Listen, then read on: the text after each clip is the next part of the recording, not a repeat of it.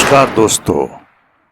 पृथक मिथिला राज्य की मांग वर्षों से चली आ रही है। अखिल भारतीय मिथिला राज्य संघर्ष समिति संसद के हर सत्र में पृथक मिथिला राज्य की मांग वर्षों से करती चली आ रही है। इस बार भी 3 फरवरी 2026 को जंतर मंतर पर विशाल धरना प्रदर्शन का आयोजन किया जा रहा है।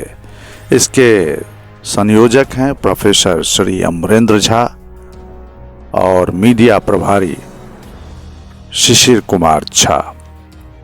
साथ में हैं प्रमोद मंडल, रवि यादव, कृष्णा पासवान और न जाने और कितने जुझारू मिथिला के सर्वांगीण विकास के लिए समर्पित कार्यकर्ता।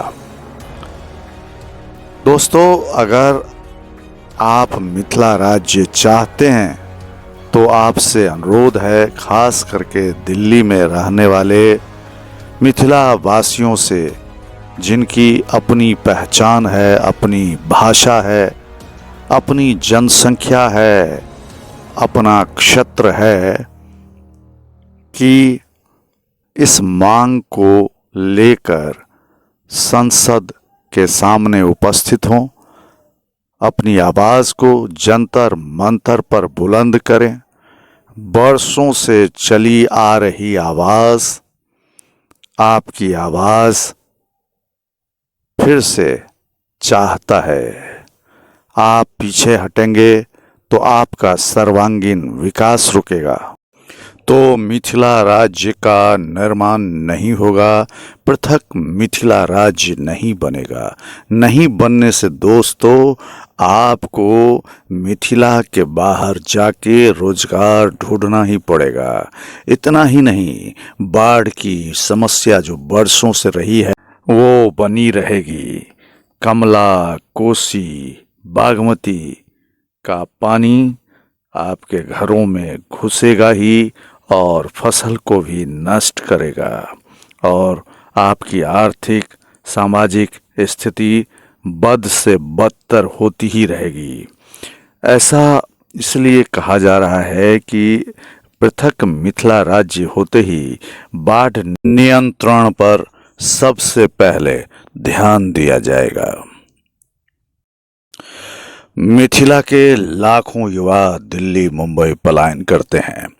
स्थानीय उद्योग, शिक्षा और पर्यटन विकसित होने पर घर घर में रोजगार मिलेगा। बिहार बहुत बड़ा राज्य है। मिथिला अलग होने से शासन सख्त होगा, अपने हिसाब से सर्वांगीण विकास होगा, करप्शन खत्म होगा, जवाबदेही बढ़ेगी। मिथिला कोई नया इलाका नहीं, यह राजा जनक और माता सीता की भूमि रही है।